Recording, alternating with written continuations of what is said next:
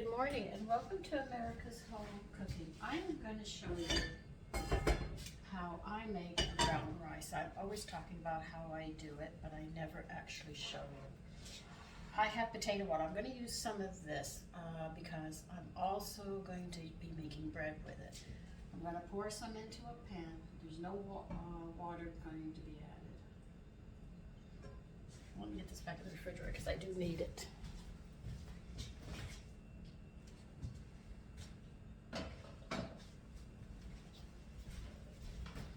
And then I'm going to take my stock and I'm going to pour some water in here as well.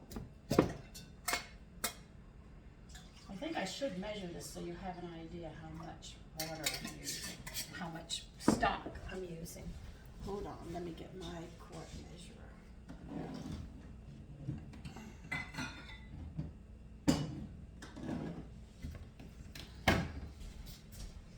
I should have put it in here first, but I did not.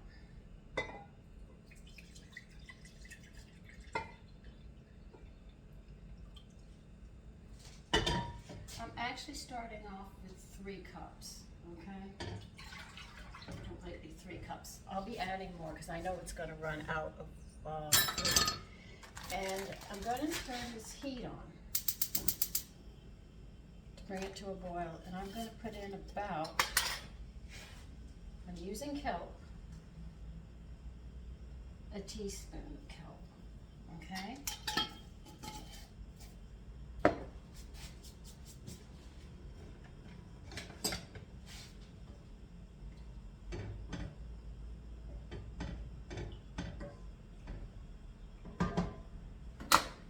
Bring that to a boil, and we're going to add to this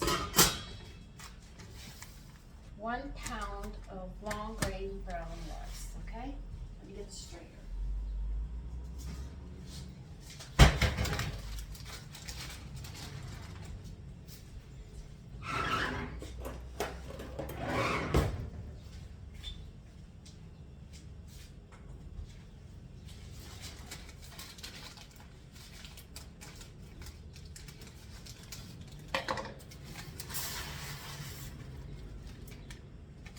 Brown rice takes a little longer.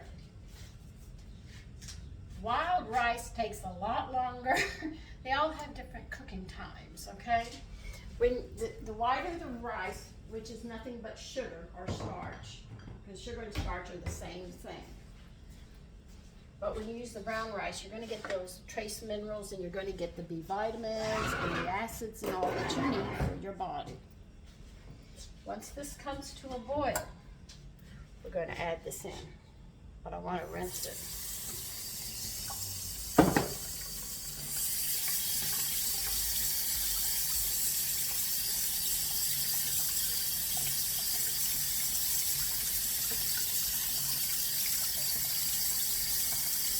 Brown rice also has a slight nutty taste to it, which I enjoy. Now, brown rice, you cannot make rice pudding with. I have tried it. The only time I buy white rice is when I'm going to make rice pudding. And I make sure I add powdered milk, at least a ½ cup into the milk pot. And then make it accordingly.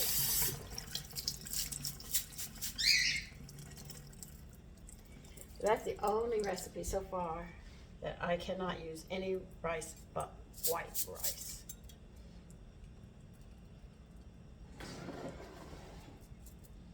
I'm just going to have it dripping there now. When that comes to a boil, I'll be back. Okay, the stocks are boiling.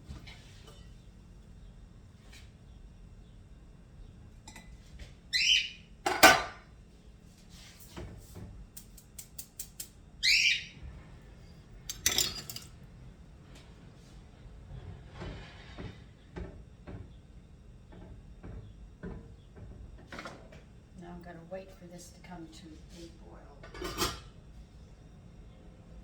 As soon as it comes to a boil, I'm going to turn it down to simmer, which is a very low boil, and I'm just going to let it sit. So let's get it up to that point.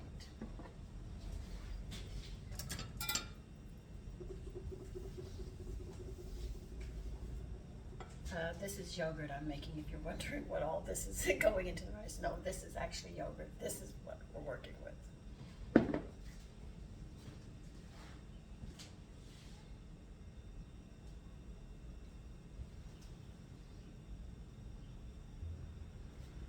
So I'll be back as soon as that comes to a boil, and I'll show you. Okay, it's boiling. It's at a full boil. Put the lid on. I'm going to turn it down to simmer, and I'm going to let it sit until the rice absorbs the fluid. Now, I have to check it in about 15-20 minutes because I know that's not enough fluid for all of it, but I want it to dry out and to soak all the fluids up, and then I'll taste it, and according to the taste, I'll let you know how much more you have to add or not. Until then, I'll see you then. Okay, we're going to check the rice now. My rice is dry. It's actually dry. There's no fluid in here. So what I'm going to do is I'm going to taste it. So I know it needs more, but I don't know how much more.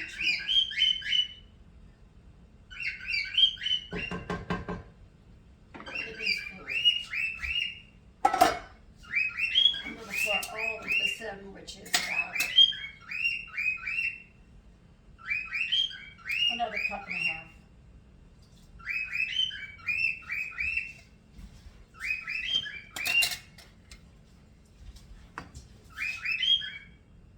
And I'll leave it on simmer. I'm not going to turn it up. I'm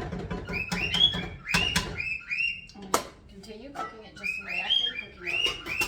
And I will check it when it dries out again. The object is when you cook like this, you don't want to add too much water right away, because then you could end up with soggy. That's why I'm going to put 3 cups into a pound of rice, and then when it dries out, I add a little more, and that should cover it. If it doesn't, I'll add like a little, maybe this much, a fourth of a cup or something, till you bring it to that point of doneness, and then you have no fluid. So whatever you cook your rice in, you're actually getting all the nutrients. Now, the way they used to do it is they'd put a big pot of water on, bring it to a boil, throw the white rice in, and when they tasted the rice, when it was done, they would strain the rice, and the liquid would go down. All what you ate was starch. That's how my mother made it for a long time. Then she learned a different way where you put it, I don't have the ratios, but it used to be water, rice, butter, and salt. And she would put it in a Pyrex dish, put the lid on, she'd bake it. I don't know what temperature, but she would bake it. That was the only way she could do it other than boiling it. But this is another way you can do it, and you get all the nutrients. Now, if you want to use parboiled rice, this works the same way. If you use white rice, the same way. Unless you're making rice pudding. Cook the rice, white rice in water, because you don't want any flavor from anything else on rice pudding. But you can use this for any kind of rice that you want. But just remember, if you're making rice pudding, you need water, because you don't wish to have all those flavors of vegetables mingled with a dessert. Okay? So I'll show you when this is done. A side note, if you don't wish to use kelp, use iodized salt. You can interchange the two. It doesn't matter. Or if you wish to do 50-50, but you can. You don't have to use kelp if you don't wish to, or if you want to make a mixture, just make it 50-50, or you could just use plain iodized salt. Okay, it's out of fluid again, and I'm going to taste them after I stir them around. Let's see how they are. Let's see if they're done.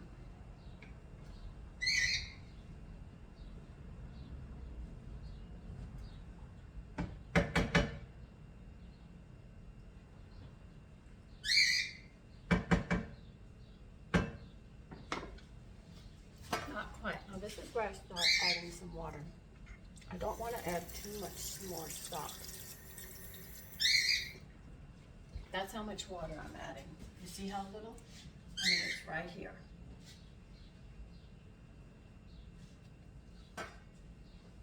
Put the lid on and let it continue cooking just the way it's cooking. That should come very close to getting it done. So when it's done, we'll be back. Okay, the rice is done. And it's completely dried out. There's no water.